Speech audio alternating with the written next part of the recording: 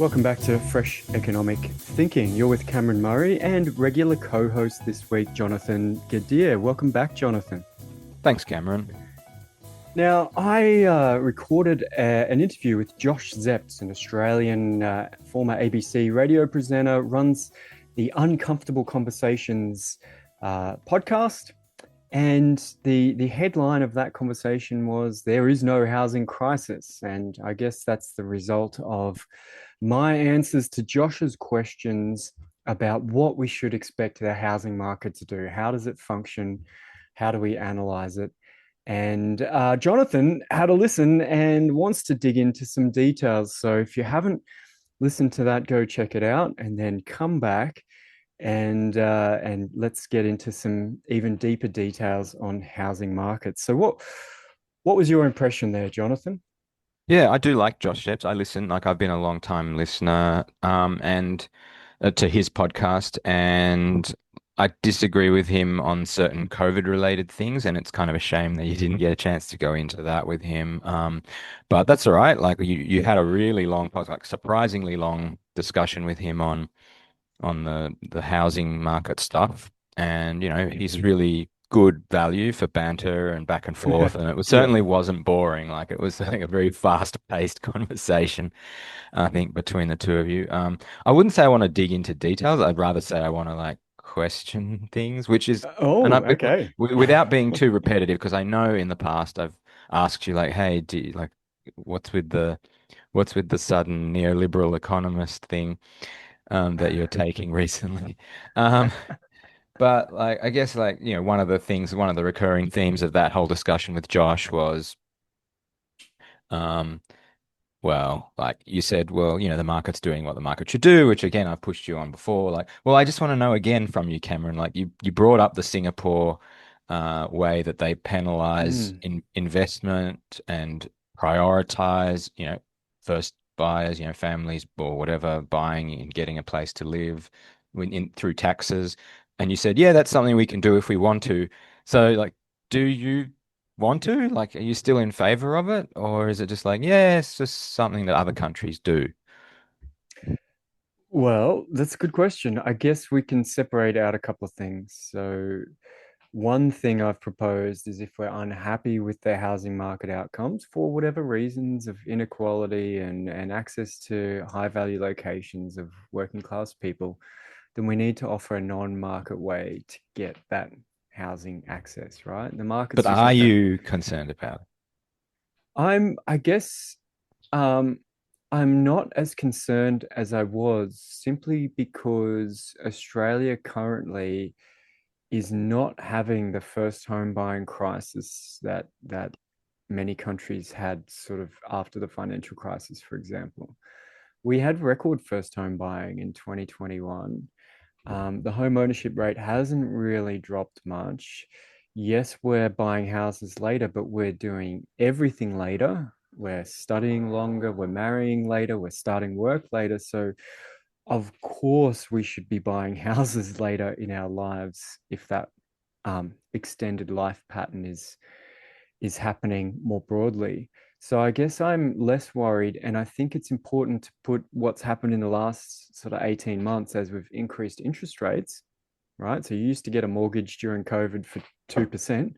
So you could rent $1 million for 20,000, and now it costs you $55,000 a year to rent $1 million. So that's really changed the equation.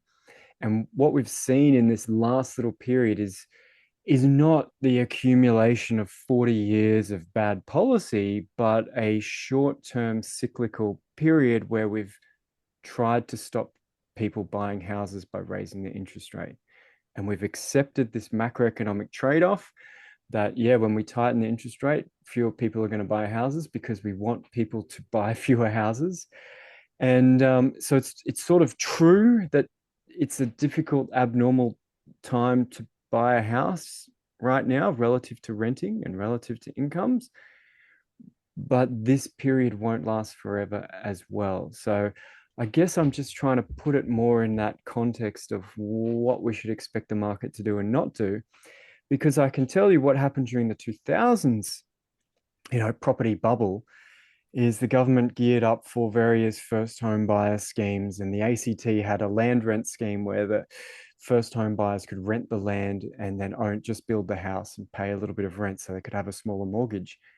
All of that geared up just in time for property prices to fall. And no one really wanted that anymore. So that lasted like 6 or 7 years before that scheme wound down. So I guess All right. I'm So just there trying to is a encourage people yeah. to zoom out and go, what's the market doing now? What can we expect it to do? And avoid buying into, oh, it's this long run thing, it's this special negative gearing thing, it's this, that, and So the other. there's a guy, Professor Steve Keen, a famous Australian economist, who does say it's a long run thing and does and don't do, does say it's a 40-year long process and getting worse. We'll talk about that in a minute. But Okay. Yeah. um okay, the other thing that I was like, there was part in the conversation in with Josh where you said, "Oh, like housing, it's just like buying BHP shares. If it's not worth it, people won't do it." And I'm like, "Well, if you're in your 20s or 30s and you don't buy a BHP share, that's not going to affect your ability to get a partner, to start a family, to be a human being in the society." And so I just thought that was a completely silly comparison. Like, Well, I mean, so what are you saying we need to be a, partner up, get married, and be in society? Do we have to buy a house in Sydney? No, no, no, no, no, no. But he was talking about both rents and Oh, you well, know, I'll give you, some people don't believe me, but the price of apartments in Sydney is lower today than it no, no, no. was But 10 but you're years ago shifting in the real terms. ground. You're shifting the ground. Is it So, really the same as a BHP share well, it depends what you're in trying to. real life? Well, in real life, you have alternatives, right? You can rent a house and raise a family. That's fine. And you can rent and buy a BHP share and save money and accumulate wealth without owning a house either, as some people do. Now, if you say it's different because there's some kind of extra value from the security of owning your own home or the forced savings of repaying your mortgage, then if that's true, people should be willing to pay even more to be homeowners, right? It's sort of justifying, oh, houses are expensive, as they should be, because look how much more value you get from them relative to renting, right? Um, Okay. so, So yeah, of okay, course it's I different, won't waste time but on on the nitpicking on. margin, I think you got to Yeah. understand,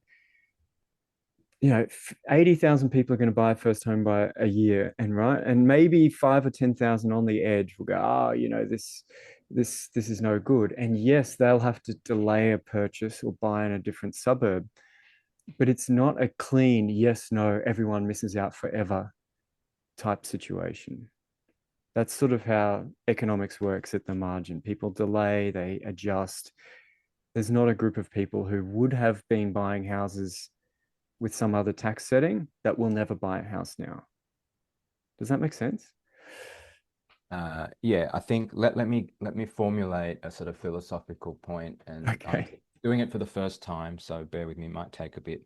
So the idea that how in the COVID debate you on a number of points argued that people, large portions of the public simply had the wrong understanding of certain things. They incorrectly assessed risk and Mm-hmm. they incorrectly assessed the harm that would arise to society from taking certain actions. And Mm-hmm. you were quite willing to say, look, the popular understanding or the majority of the people have an understanding shaped by various things, which we don't need to go into, Mm-hmm. um, that was simply wrong and was leading to results for society that they probably wouldn't have wanted had they had a better understanding of what really was the true state of affairs. And politicians reacted to the fact that the public were acting on incorrect understandings, and that had results. So in this case, the key idea is for me that housing is a financial asset. Let me just try and Yeah. figure out what I'm saying. Okay. What I'm saying is that when people are happy that their house prices have gone up, Mm-hmm. the value of their house has gone up, let's say if they're an owner, they're just wrong. They're wrong to be happy.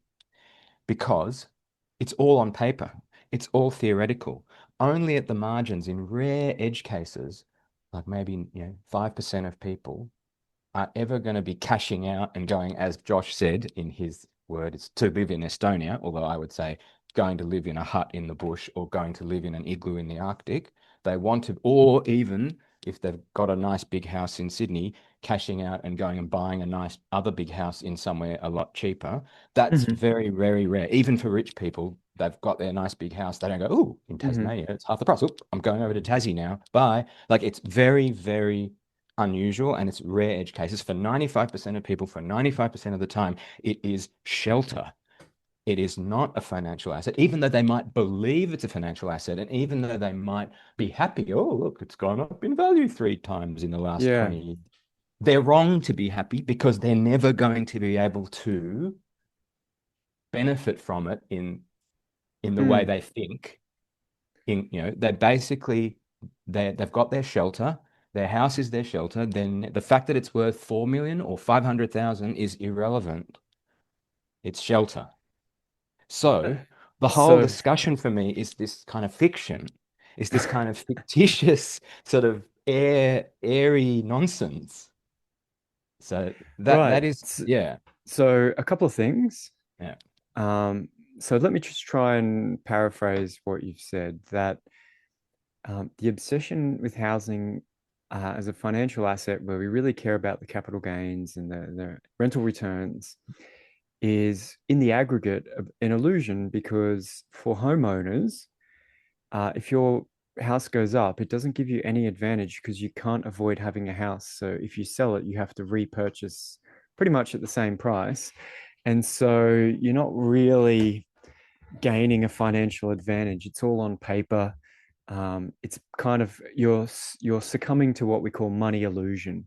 The dollar value seems high, but it doesn't change the amount of shelter you can buy, which you need for your life. Is that basically the I'll the grant you that perspective? summary. Yeah, yeah. All right. Well, okay, a few things. One, um, people who are retired, who are leaving their assets, housing, and otherwise to their children who already have homes, for them, it's a pure, what we call bequeath motive. Like it's just pure cash their kids can cash out when they get their inheritance. So just like any other asset that you have when you're old. My response is, yeah, so it's an edge case and it's There's not important. 18. It's not a priority. Well, I guess, yeah, okay. Okay. So let me just, I'll get to the main answer, but I just want to give a flavor of the proportion of households where actually the return on housing is something they can cash out and spend on Ferraris and holidays and things. Like 18% of households are landlords in Australia. They own 3 million dwellings worth $3 billion on average, earning $60 billion a year in rental income. So there's that, which is, a sixth of the households in the country. For them, it's certainly an asset that they can cash out at any time. And those buyers, they can be buyers and sellers in the market and they can interact and sort of ensure that market pricing reflects overall risk and returns. So I think there are for a typical person who wants to live roughly in the same city in a similar quality dwelling, your point's fair, right? Like, great, I bought a house at 1 million, now it's worth 2 million. What can I do with that? Well, I can't upgrade, right? Because the one I wanted to upgrade to is worth 4 million, right? It's doubled as well. There's also, though, households with mortgages. So about half of the 67% of home owning households have a mortgage of some point. So there is also the genuine, real problem of I have $1 million mortgage and my $1 million house is now worth $600,000. And you're trying to tell me that having no house and owing the bank $400,000 is fine because the next house I'm going to try and buy is lower in value. Okay, the fallacy there is you're taking the bad state of affairs that has treated settings that have treated housing as a financial asset. So look at the world it's created. Look at all the irrationalities it's created. if we try and fix this irrationality, it's irrational for those people that are the victims of the irrationality. Yeah, I agree with you. Yeah. But let's, Well, hang on. I used to think things were quite irrational, but then tell me, if you've bought a house in Sydney in the last 20 years, haven't you made money? Isn't that rational? Like, where's the to irrational me, it's part? irrelevant whether I've made money or not. Like, in what sense have I made money? Well, let's just say I moved to Sydney, bought a house, and now I'm moving back to somewhere that isn't, my hometown Okay, and so it's hasn't gone up. Like, I don't know. the whole of the policy settings should be geared to that. Well, I guess what I'm trying to say is that there aren't really that many policy settings we can tweak to change the overall market price of the whole stock of dwellings in the country, In that case, this is the moment to talk about Steve Keen because right? he says there are. Because, and which is why I end up in my book, The Great Housing Hijack, saying, look, the market does what the market does. If you don't like it, go and give someone an alternative. The groups of people in the situations you think are unfair or unwarranted, give them houses because you're not really going to change the market price much. Yeah, there's just not a lot you can do. You can tax property more, but it doesn't make the house cheaper. It just means instead of paying more interest to the bank, I pay more property tax to the state or the city, and it's this you're back to square one. So So yeah, okay. my So what request, do you think? Steve thinks we can Steve, change the market price of all the and homes. I'm not going to be the best person to present Steve's argument. So maybe invite him. I don't know if he's the kind I of guy who would come Yeah, he on to will. I know on. Steve, so Okay, I will invite great. him because we can then reflect on this conversation, see if his Yeah, message has penetrated your thoughts clearly. I mean, his YouTube's videos are landing in my feed, so I guess it must be attracting an audience. Yep. Yeah. Well, he basically says like there are many things he says, but like on the points we've been talking about, essentially that bank lending Mm. drives housing prices up. Back in the 50s, you had to have 30%. They wouldn't lend people money if they didn't have a 30% deposit. And he's saying that basically it is bank lending that drives up the price of housing. And the governments are complicit in this because they're like, oh, let's have a 5% home buyers Hmm. scheme, and all this stuff. So basically he's comparing like what happened, mortgage debt from like 40% of GDP in 1970 to 100% of GDP now, or something like that. I'm Hmm. paraphrasing. And mainstream economists don't see the issue here because they ignore what is driving higher house prices. So he's got studies that he says show that it's actually lending that drives it. Mm. Um, and he says his solution, impose a limit on a level of lending to some factor of the income earning potential of that house. He says, if it's going to be rented, we know what that's going to be, and Mm. limit what they can lend. And I'm sure I'm simplifying it, but um, Yeah, yeah, basically limit access to credit because most buyers rely on credit, and so you're gonna filter out a bunch of buyers and hence keep the market price from moving upwards so quickly. Now, yeah. Look, maybe I can articulate my understanding, but um, I'll give I might just pause and give Steve a bit of credit on some of the insights that he's got in his books and his writing that have changed my view before I sort of show you where I disagree.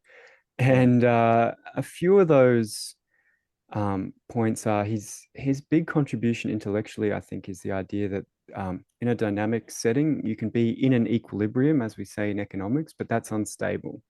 So the bubble itself in an asset market is an equilibrium, and the crash is as well. And if you think about things like the population of predator and prey, right? They go up and down over time as the relative populations change. That's sort of true in asset markets too. It's not a stable equilibrium. It's a dynamic one that goes in cycles, and I think that's important. He also pushes that credit is new money. So when banks lend, it's adding money to the economy. So it's not that, savers are spending less so that I can have a mortgage and buy a house and give the money to the seller. it's actually that circulates more money. So the seller, to me, now has extra cash to spend in the economy, which is definitely true and often overlooked in some kind of macroeconomic modeling. But I think where I disagree, it's actually very subtle, right? Because he's right that regulating access to credit will change which buyers can purchase homes, right? The person with a 5% deposit couldn't buy a home if you needed a 25 or 30% deposit. Now, we actually had this situation, as he says, in the past. And do you know what all the news headlines were? Unfair lending, excluding families from the housing market, low risk, they should It's be able to access the market. Stop limiting them because the it's only obvious. people with Yeah. 30% balances are the rich guys who sold a whole bunch of bloody houses and investment property. It's the So, classic thing of when you're trying to unwind a systemic problem, how it's just the same thing with the environment. Like, how do yeah. how do you impose environmental restrictions without it affecting the poorest people more than the richest people, you know? Yeah, I mean, and this is actually quite interesting because we've got a little like what it would call case study or natural experiment. In 2017, we had the Royal Commission into Banking, right? Yeah. In Australia, banking and superannuation and finance, whatever it was called. And one of the outcomes of that was that banks started increasing the interest rate for investor mortgages relative to home buyer mortgages because they were trying to demonstrate that, yeah, we're not getting into this risky lending of investors who are just flipping properties. See, we're favoring those stable home buyers and penalizing those risky investors. And that did shift the composition of home buying towards more first home buyers. If you look at the chart, there's a big bounce after 2017 for a few years before the big COVID surge because it advantaged one group of buyers over another. And I think temporarily it certainly did suppress price changes, right? But I think if you zoom out at a longer term, what you're doing is you've got an asset market that moves in cycles, right? It adjusts to a new sort of growth trend, and then suddenly that growth trend's not fulfilled, and you get a downwards adjustment.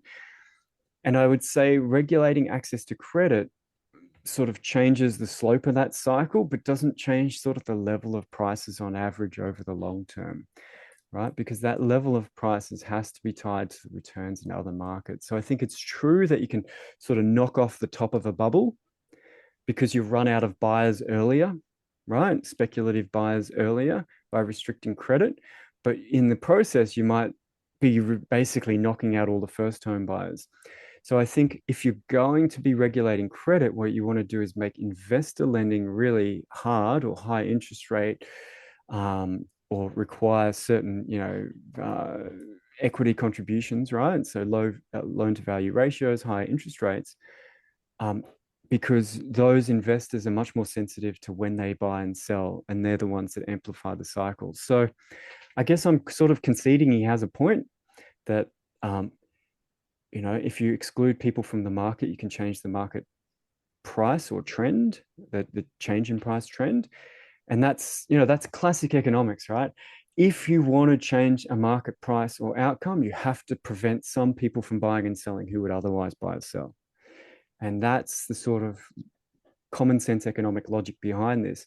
I guess I would just say, look around the world at every country with all their different lending rules and interest rate buffer requirements that Australia had, which is probably sensible, and more conservative lending in Europe, and everyone told me the German lending was preventing a housing bubble there, 20 years ago in the 2000s, and then they've just had a much bigger bubble than us in the last 10 years.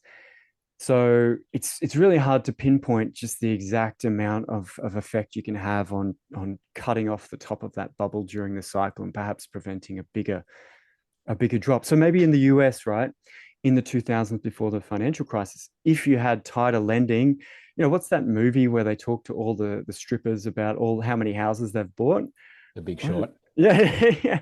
So maybe, right, in such a scenario, if those people couldn't access money, the bubble wouldn't have gone so high or popped so severely. And I think that's the value of what Steve Keen proposes on moderating lending. But I think you actually want to skew it towards first home buying to favor them. and away from investors. Now, if you do that though, what's going to happen? You'll get fewer, for example, new apartments being built because they're primarily just sold to investors who want to, use the depreciation schedule to negatively gear, et cetera, et cetera. So you're going to end up with people complaining, oh, it's bad for the rental stock because you're excluding investors, et cetera, et cetera. So it's really hard to win. Maybe what you could do is you could say, yeah, investors, it's really strict lending for you unless you buy a brand new dwelling, in which case you can get sweetheart lending deals that aren't as strict. First home buyers, you can buy whatever you want. Here's all the generous things. And so you're actually excluding just the investor buyers of existing dwellings, which might be beneficial over the long run. So I Josh. don't have a clean answer, just more Yeah. trade-offs. Yeah. Okay. Yeah, I won't, belabor the point. I think Steve should be on, and yeah, you guys should have a pretty interesting discussion if he does come on, I reckon, because he does talk about Germany, and yeah, it would just be interesting to hear you guys have that discussion, I reckon. Yeah. Okay, yeah. Look, I think it's definitely an avenue where you could sort of, as I say, change the composition of buyers, perhaps dampen the cycle, but it's not going to suddenly make prices in Sydney 70% or 60% of what they are forever, right? And that's a very different sort of market sort of manipulation or intervention to get to that, if that would ever be possible. Okay. Mm. All good. As I said, I've got a book, The Great Housing Hijack. If listeners want to dig into this a little bit more, I do have a chapter called something like Favored First Home Buyers, and I've got one on bank credit that sort of summarizes financial fixes, I think I've called it, which sort of summarizes the point I've made that, yeah, we can probably set rules around bank lending to favor certain groups of buyers and penalize others. But again, there's trade-offs there as well, as I said. So thanks, Jonathan, for Yeah. coming on and pulling me up. Uh, there's been some crazy reactions to that view. Apparently, I don't care about poor people, and I'm an I was idiot. I was gonna think I was gonna ask you like because Josh has got a big listenership. What did you what is because it does come across that way a bit, I have to say, to the average non-expert listener. Well, I think you'd be surprised, right? I know a lot of people, and some people complain about housing, but a lot of working class people just want to buy houses and earn those Yeah. investment returns, right? Yeah, There's maybe plenty of, Josh's audience is not representative. yeah, most tradies and whatnot, they just want to buy houses and make money on their housing as well, right? Of Like it's course, not, of course. they're not sitting there going, yeah, I should live in the eastern suburb of Sydney in a big house because whatever, right? So there's that status anxiety that I talked about with Josh. It's definitely a real sort of part of the conversation that we have in the media about housing. Yeah. All right. All right. We'll leave it there. Thanks for listening, everyone. Thanks, Jonathan. Thank you.